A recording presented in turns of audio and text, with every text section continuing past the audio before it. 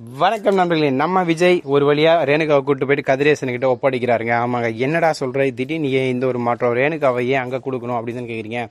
என்ன நடந்துச்சு அப்படின்னு பார்த்தீங்கன்னா, நம்மளோட விஜய் சும்மா இல்லைங்க, மல்லிக்கு ஒரு வாக்கு கொடுக்குறாரு. என்னன்னு பார்த்தீங்கன்னா, உன்னோட வாழ்க்கையில் ரேணுகா வரமாட்டா, ரேணுகா வாழ்க்கையிலையும் நீ வரமாட்ட, ஸோ அதனால் நான் கொண்டு போய் ஒப்படைச்சிடறேன். அதுக்கப்புறம் அவர் பார்த்து என்ன முடிவு பண்ணுறாரோ முடிவு பண்ணிட்டு அதுக்கப்புறம் எல்லாம் ஒன்றா இருக்கலாம் அப்படின்ற மாதிரி விஜய் சொல்கிறாரு. இதை கேட்டவனா சரி ஓகே அப்படின்னு சொல்லிடுறாங்க. இதுக்கப்புறம் நம்ம விஜய், வெண்பா, அதுக்கப்புறம் மல்லி, அதுக்கப்புறம் நம்ம இவருக்கு பார்த்தீங்களா மனோகர், எல்லாரும் கிளம்பி போயிட்டுருக்காங்க.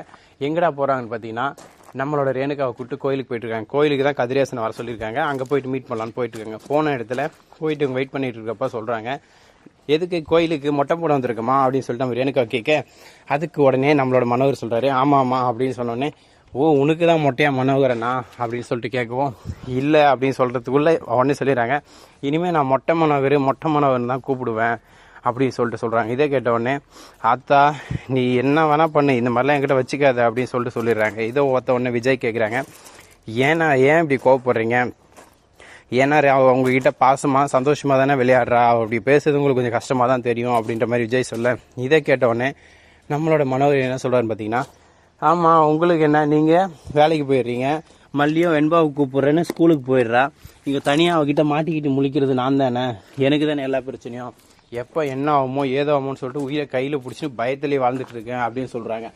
இதை கேட்டோன்னே விஜயோ ஐயோ அப்படின்ற மாதிரி ஆயிடுறாங்க. இப்படி ஒரு பக்கம் போயிட்டு கதிரேசன் நாங்கள் வராருங்க. வந்ததுக்கப்புறம் இவங்க பார்த்து மீட் பண்ணி என்னென்ன சொன்னாங்க, என்ன நடந்துச்சின்னு சொல்கிறது மாதிரி இன்னொரு விஷயம் சொல்லணும்.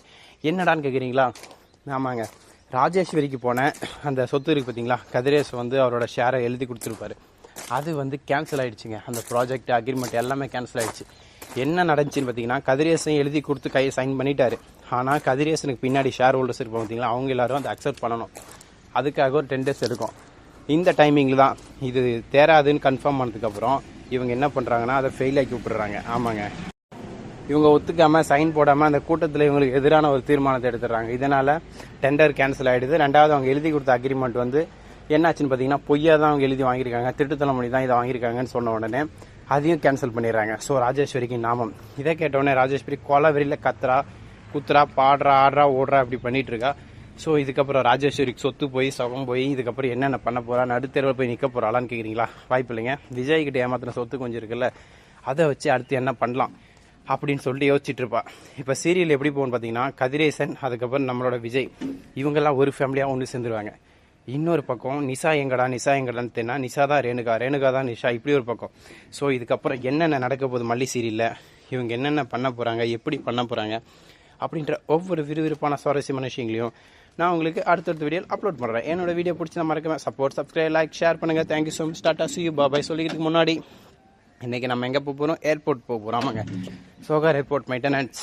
ஸோ ஏர்போர்ட்டுக்கு தான் ரெடியாக கிளம்பிட்டு இருக்கேன். இதுக்கப்புறம் போய் அந்த ஒர்க்கை முடிச்சுட்டு ஈவினிங் தான் ரிட்டர்ன். ஸோ ஈவினிங் அடுத்த வீடியோ அப்லோட் பண்ணுறேன். அது வரைக்கும் காத்திருக்கும் அனைத்து சப்ஸ்கிரைப் சகோதர நண்பர்கள் அனைவருக்கும் என் இனிய காலை வணக்கங்கள். நன்றி, வணக்கம், சுக்ரியா, தன்யவாத், Tata, see you, bye bye.